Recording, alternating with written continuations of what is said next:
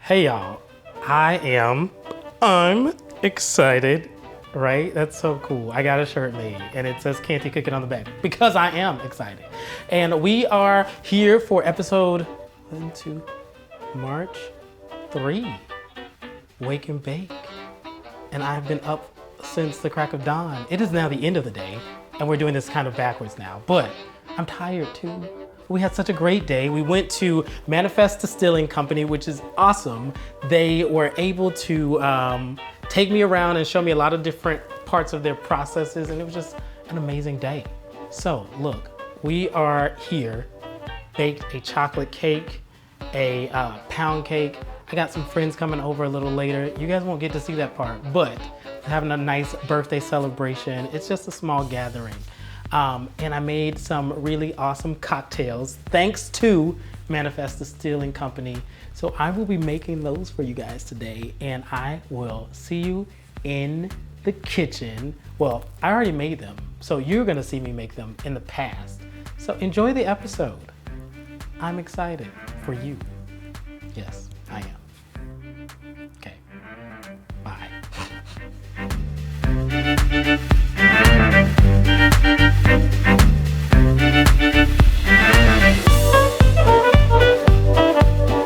Let's start with the ganache. It sounds really fancy, but it's super easy to make. No matter how much you need, ganache is a 1-to-1 ratio. I'm using 16 ounces of dark chocolate and 2 cups or 16 ounces of heavy whipping cream. First, place the chocolate in a bowl. Try to create an even layer. In a saucepan, heat the whipping cream until just simmering. Be sure to stir often to prevent curdling. After the cream is hot, pour over chocolate and let sit undisturbed for about 5 minutes. When time has passed, slowly stir the heavy cream and chocolate until combined. Now, we're gonna place some cling wrap directly over the top of the ganache to avoid condensation. Chocolate doesn't like water. You can let the ganache sit out for 2 hours to set up, but I wanna whip this ganache, so I'm gonna put it in the refrigerator. Now that the ganache is in the fridge, I'm going to prep for baking. In a bowl, add 2 2/3 cups or 350 grams of sifted cake flour. Sifted flour makes for fluffy cakes. I'm also adding 3 cups or 603 grams of sugar, 1 1/3 cup or 150 grams of sifted cocoa powder, 1 1/2 teaspoons of baking powder, 3 teaspoons baking soda, 1 1/2 teaspoons of kosher salt, and 1 1/2 teaspoons or 7 grams of black cocoa powder. This will help give a deep, dark, rich color, and I know that was a lot, but it's gonna be delicious. I'm also gonna take out 3 large eggs, 1 1/2 cups of buttermilk, 1 1/2 cup of brewed dark coffee, 3/4 cup vegetable oil, and 3 teaspoons of vanilla extract, and let these things get to room temperature. When you're baking, you always want room temperature ingredients for easy, consistent mixing. That's it for the chocolate cake. Now, I'll prep the sour cream pound cake. This cake is pretty easy. In a large bowl, I'm adding 3 cups or 375 grams of all-purpose flour that's already been sifted, as well as 1/4 teaspoon baking soda and 1/2 teaspoon of salt. Just so you guys know, I like to measure out my ingredients when I'm baking using a scale, which means we have a more consistent and equitable, I guess is the word I'm looking for, mixture. In a small bowl, we're also gonna measure out 2 1/2 cups or 305 grams of sugar. I'll take out 6 large eggs, 3 teaspoons of vanilla paste, or you can use extract, 1 cup of sour cream, and 2 sticks or 1 cup of unsalted butter. It's a good practice to always use unsalted butter when baking. I'm gonna let these guys get to room temperature, and now it's field trip time, and I'm off to get libations for our cocktails and maybe a little shot for the pound cake too.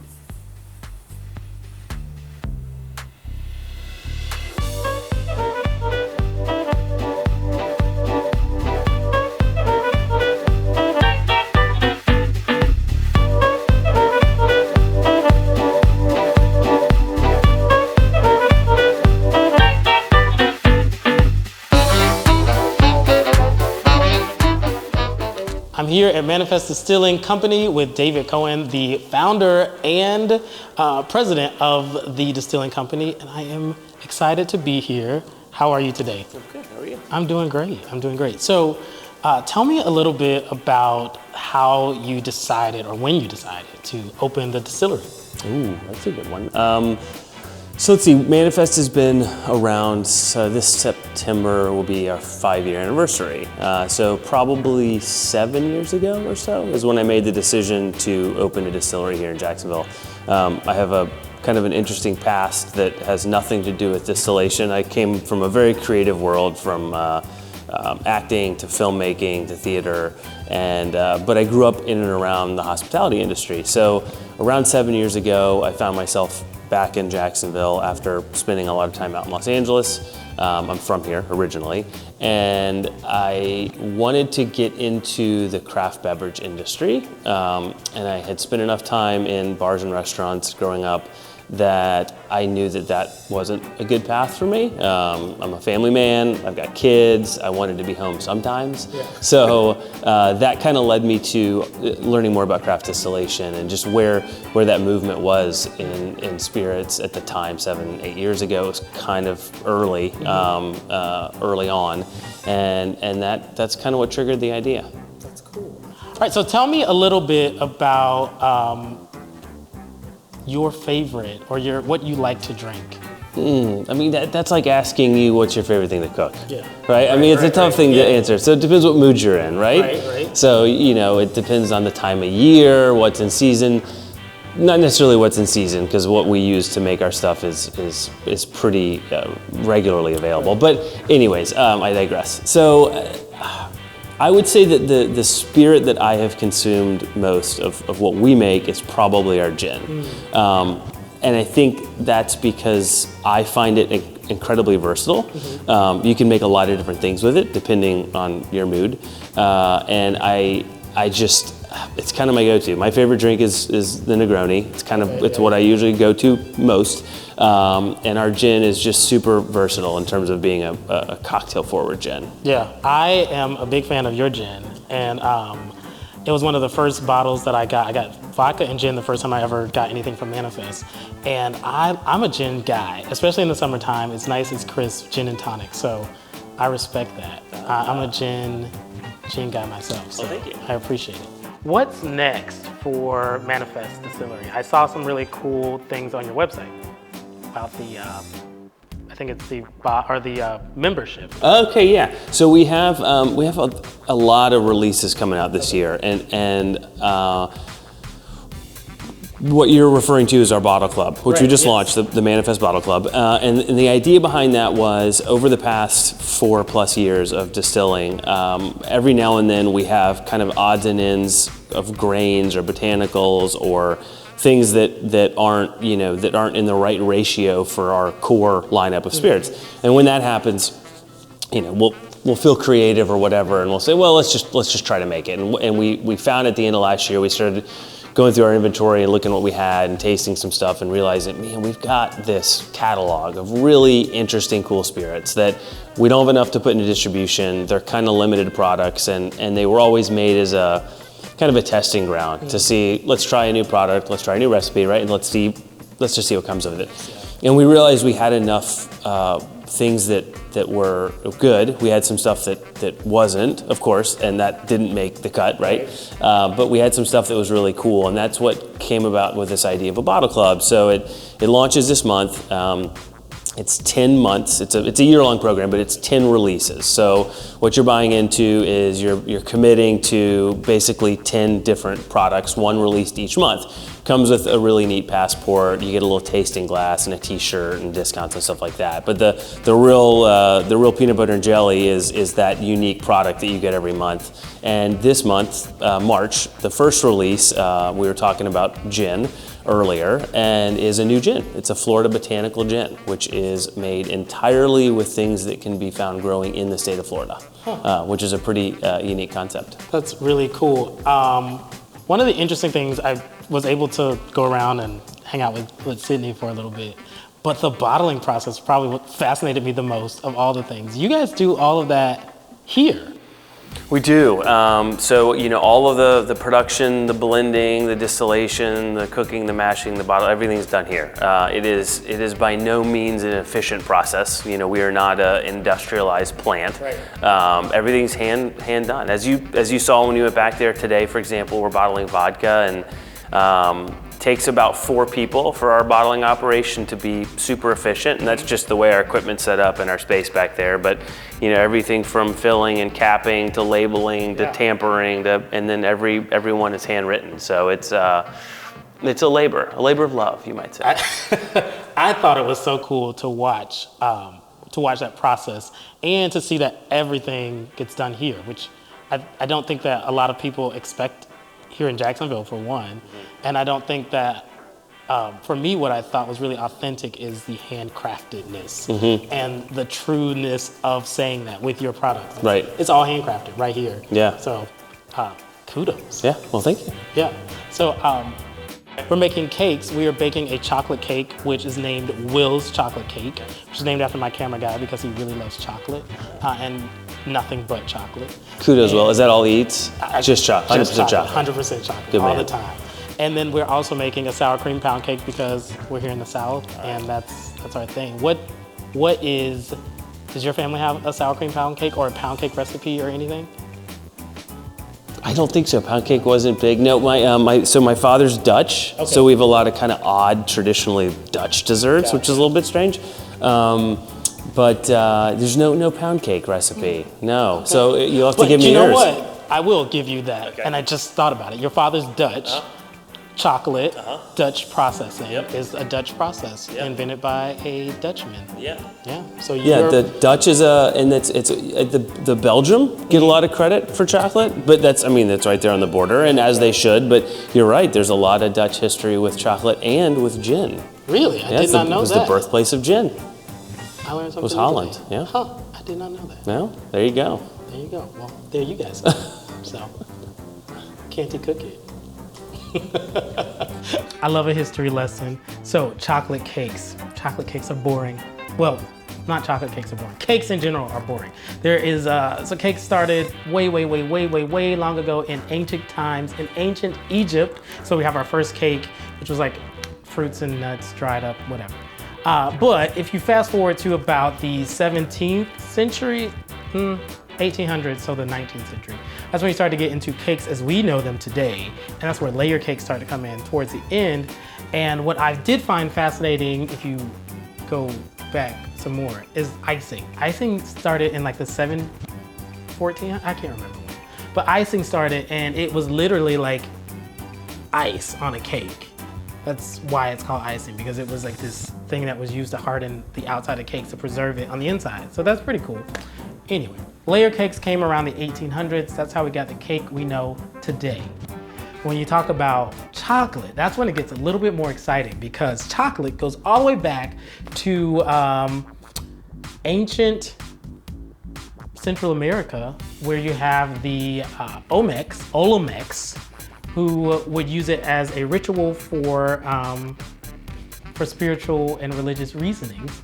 And then the Aztecs picked it up, and so did the Mayans, and that is how we got our chocolate to start. And of course, when the Spanish came, they brought it back to Europe, blah, blah, blah, blah, blah. Interesting things about chocolate. Chocolate used to be really expensive to make, and so expensive that they used it as a form of payment during the Revolutionary War, and they also used it to as rations in World War I.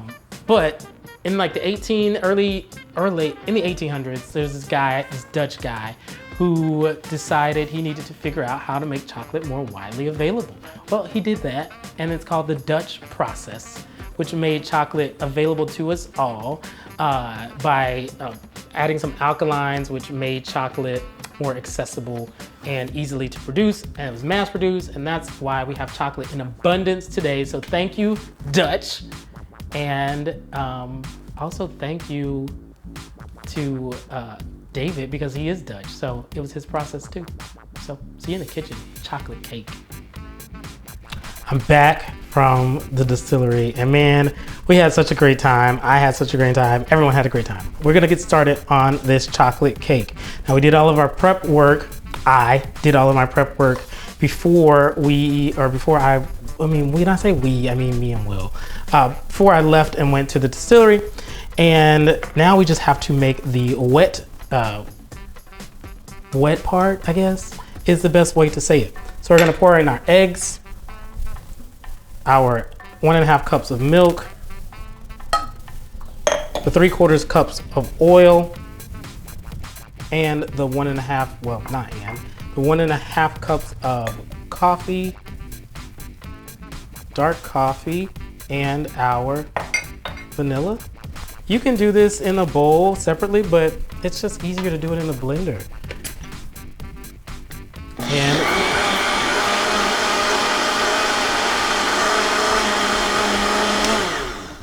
nothing too long, just get that blended up. In your bowl here, I like to mix this cake in a bowl instead of in a hand mixer or stand mixer because it comes out nice and fluffy, like I said earlier, fluffy cakes. So pour that in to that well that you create. Pour it all in. All right. And you just mix it. Again, I like to hand mix this particular cake. This makes for a fluffy cake. You don't get too much of that gluten stretching out, which makes cakes tacky and sticky. So I'm gonna mix this together and we will pour it into our 2 pans. Our pans already have been prepped for baking. And I've also lined them at the bottom with a piece of parchment paper so that the cake doesn't stick to the bottom as well. And we have cake strips on them too. And what the cake strips do is you soak them in water beforehand and they create an even or insulation on the pan, which gives you even baking. It prevents getting domes on the top. So I'm gonna get this together and get it poured into the cake pan. All right, so we're gonna pour, or I keep saying we as if there are many people here, it's just me. I'm gonna pour this batter into the pans. You can use a scale to measure out so you get 2 nice fluffy, even levels, or if you're good at it, like I have gotten over the years, you can just eyeball it. And you can go back and forth between the different pans. And I like to use a big or a deep pan. These are 3-inch deep. And I like them because you get nice big fluffy layers instead of thin ones. And what that means is you might have to bake a little longer, but you know, I just like cutting into a cake and getting that big fluffy layer sometimes. And if you want a thin layer, you can always just cut them in half. You scrape down the rest and even it out. Get it nice, even, and you know. All right, so pound cakes. Pound cakes started in the 1700s. The thing that I really found interesting is that pound cakes found its way into the first American, or in England, I should say, started early 1700s in England. They found their way into the first American cookbook, the American Cookery, which I believe was in 1796. I'm full of history and I love it. But anyway, after that, there's really not a lot of history about pound cakes. But what I love about them is that they're rich in our Southern heritage, especially in the African American community.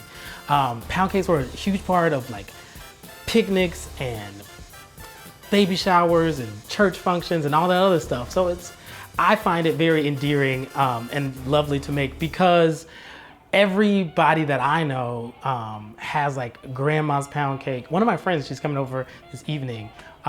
She was talking, when I said I was making pound cake, she was like, oh man, I miss my grandma's pound cake. So I found that really interesting in Southern tradition that we hold so dear, our pound cakes. And I am excited to make mine. I add a little shot of rye into it and it's gonna be delicious and I'm excited. And let's get in the kitchen and cook it or bake it. So yeah, we're baking today. Let's get it on. All right, y'all, I'm excited because we have our cakes, our chocolate cake in the oven for about 50 minutes or so.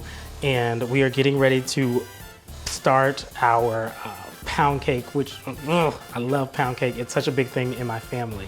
I got my stand mixer ready and we are going to make this happen. First, we're gonna start by creaming our butter and sugar. And you want to get the butter nice and at room temperature. Everything's at room temperature, which is so awesome. And we want to get the butter or sugar and cream it together. So that's 2 sticks of butter and our sugar, which I think is like, what did I say earlier? 2.5 cups, something like that. I don't know. Figure it out. I'm gonna cream that together until it's ready. All right, so now I'm going to add the vanilla paste. I like using vanilla paste because it gives you the nice little vanilla beans and you see them inside the cake and it's really pretty. I'm gonna add my vanilla paste and start with the eggs as well. And with the eggs, a little tiny thing to really get in there. With the eggs, you want to do them one at a time and let them incorporate. And this will help with evenness of distribution. So don't skip that step. It's super important, especially when baking. If it says one at a time, do it that way. All right, so go ahead and get that done. So our first egg, always crack outside of your mixing bowl or whatever. So you never know if you're gonna get a bad egg. It doesn't happen very often anymore, but you always wanna make sure that you don't have a bad egg. And we'll do this one at a time. So we'll be back in just a second, guys. Bye. Well, not bye, but see you in a minute. All right, cool. I'm gonna start now. We have got our 6 eggs, our vanilla extract, and our butter and our sugar all incorporated. And now we're going to add the last pieces. And I love sour cream pound cakes because they're just so simple with the ingredients. We have the 4 main ingredients plus the 2 extra, which is the vanilla and whatever, anyway.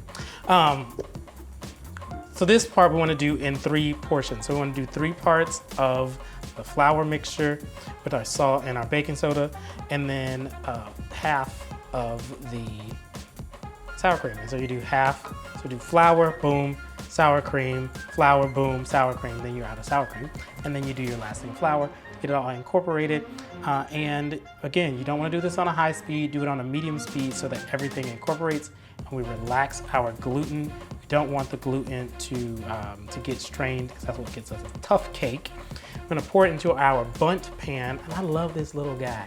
So this was my first bundt pan, and it is beat up and scraped up, but it always makes a really good pound cake for me. I've tried other pans, and then I get breaks, I get tears, and I don't like it, and I get mad, and I gotta like flour it up or sugar it up to hide all my blemishes. This time I won't, I promise, because this pan does it for me, and I love it. It has a lot of sentimental value. So we're gonna get that going. Get this in the oven at 325. Our cakes, our chocolate cakes we just pulled out not too long ago, and they're cooling off. We'll get this one in the oven at 325. We'll bake it up, and then I'll be ready to assemble our chocolate cake and show you how this pound cake came out. All right, so I'm gonna do all this, and I'm not gonna put all that on camera, but I'm gonna do this, put it in the pan, get it in the oven, and I will be back in a moment when we assemble our chocolate cake for our special day. Cool. So one of the things that I almost forgot, like we went to the flipping distillery to get some liquor because I like to add a little shot in my cake, and I forgot to do that with y'all. So I actually am gonna pour this into the bundt pan with y'all. But after you get everything mixed in, about 3/4 of an ounce, almost a jigger of rye whiskey into the cake. It smells so good, y'all. I'm gonna go ahead and say that. I know I say that one a lot too. And you just incorporate it into, and I just feel like for me, you can skip this step, you really can. But for me, you just get a more moist and it's not like a rum cake or anything like that because you're using so little, but it just, I don't know. lifts the spirits. So I'm gonna get this into the bundt pan. Got everything nice and mixed up. I could probably bring this bundt pan a lot closer to myself instead of getting up on my tippy toes. Pour it into the bundt pan, get it all nice and settled, and then we'll bake it again at 325 in the oven, coming at you for about an hour. We'll bake it in the oven.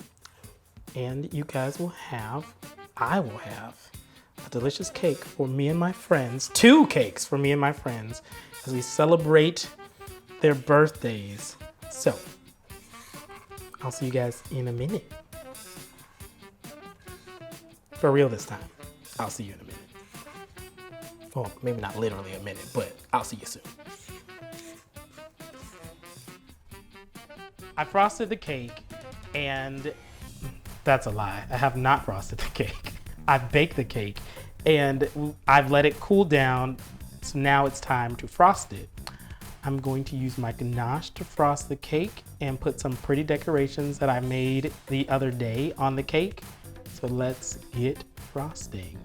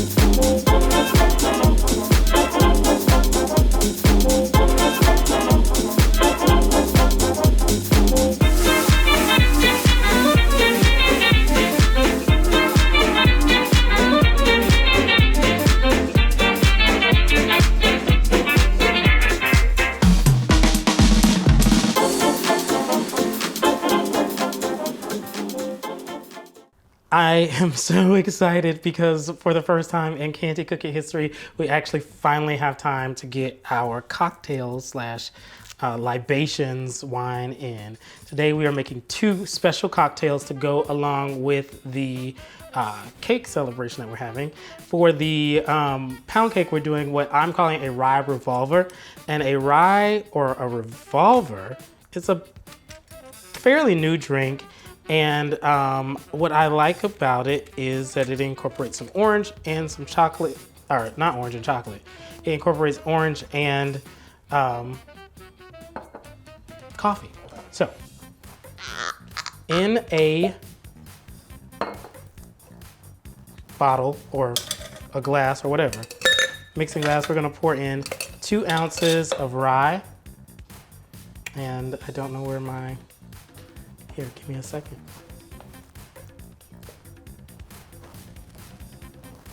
Pour in our jigger of rye.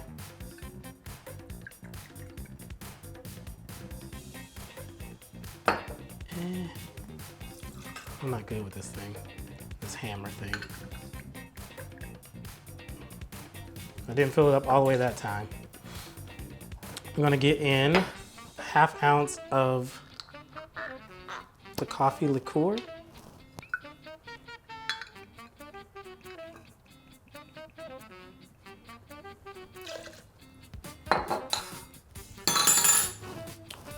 Grab my bar spoon.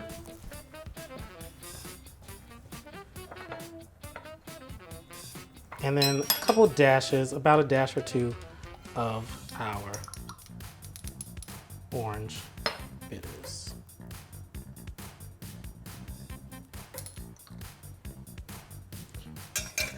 this is a nice stirred cocktail.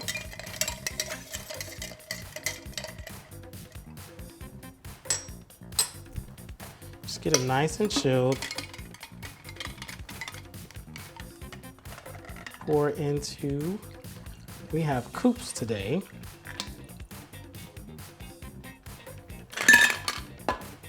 And then,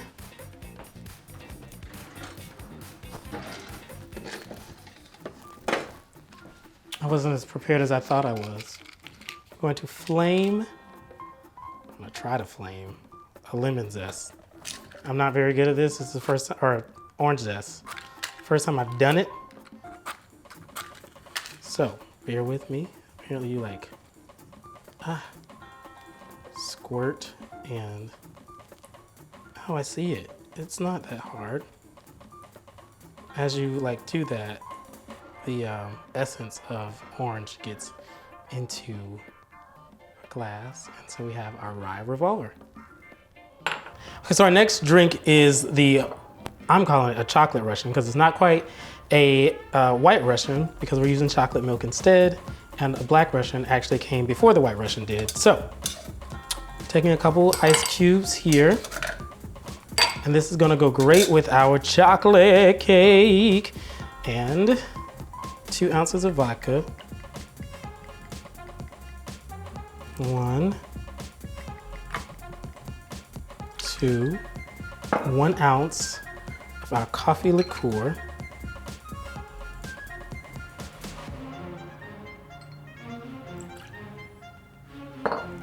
And then